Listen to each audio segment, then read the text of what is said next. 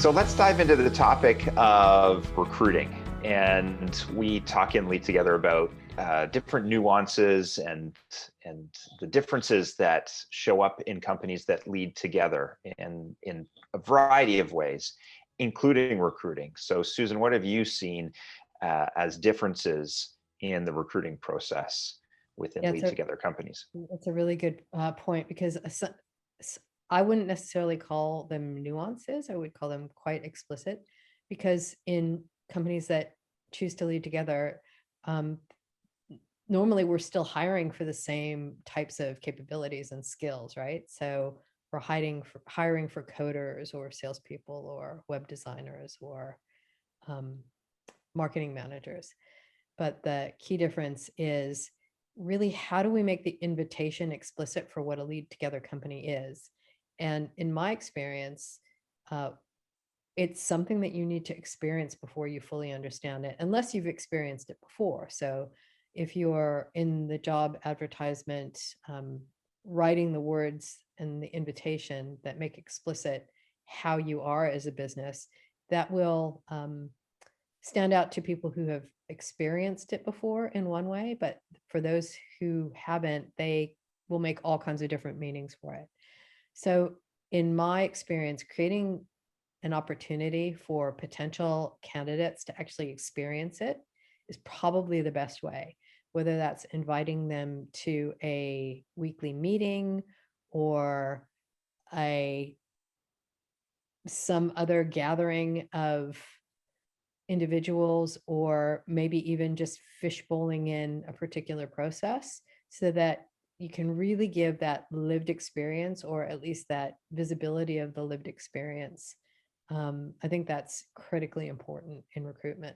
And Travis, to build on that, if you think about being in a company that is recruiting and is welcoming, inviting new people into the organization, what are some characteristics, behaviors, mindsets, the different things that you might want to look for when you're interviewing candidates?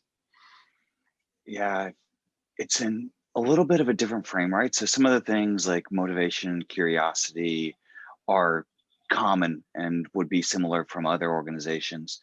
But I really like Doug Kirkpatrick's frame on some of this. I'm looking for grit and paying attention to power distance as two things that are a little bit different. Grit, the pushing through something challenging is always going to be useful in many different organizations. And when you're trying to build a different type of organization, you're going to need even more of that. So that becomes even more of a factor. And power distance, he says it's important to have that kind of low power distance, right? The ability for people to raise voices to people that might have more perceived authority or power or experience in the situation. And maybe that's true, but at the very least, you need to pay attention to where somebody's natural inclination is. And if they're not one to be inclined to speak up, what's going to enable that? And if they are, how can they lean into that even more? Yeah. And Susan, let's talk about purpose and values for a moment, two topics that I know you're very passionate about. So when it comes to recruiting, how important is it that there's an alignment between the individual and the organization's purpose and values? You know how to make me smile, Brent. I'm passionate about all the topics in Lead Together. I think my reflection on this question is, it depends on how well you have actually articulated and started to embody your purpose and values. If purpose and values is still on the to-do list and there are more aspirations, then having gone through the practice and process of actually understanding how they are embodied and show up in your work and in the workplace, it's a different scenario.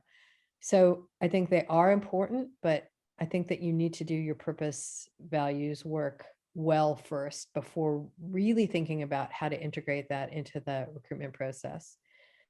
But an example of an organization that does this really well is well-being teams, who have actually defined and codified a practice called values-based recruitment. And what that looks like is a full day experiential, going back to my previous comment, kind of all in, what does it feel like? And what would it feel like to you to bring your values? How are your values aligning with the organization? And what will it feel like in practice? Is a really interesting way to bring those two together. Nice. Another element that we talk a lot about in Lead Together, Travis, is transparency, and how transparency weaves through so many of the practices that we talk about. Let's weave transparency into recruiting. So where do you see that showing up?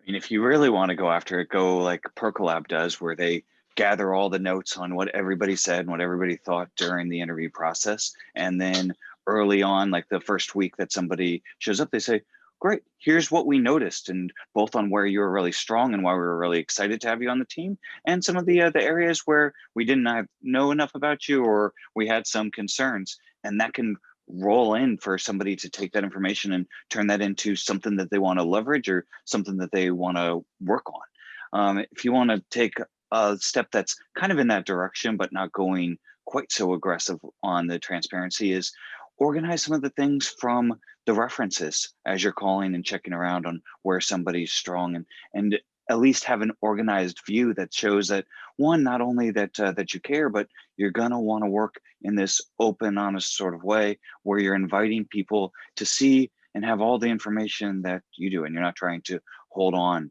to too much. Can be really powerful way to help people get off on the right foot and know where to go and grow in the organization.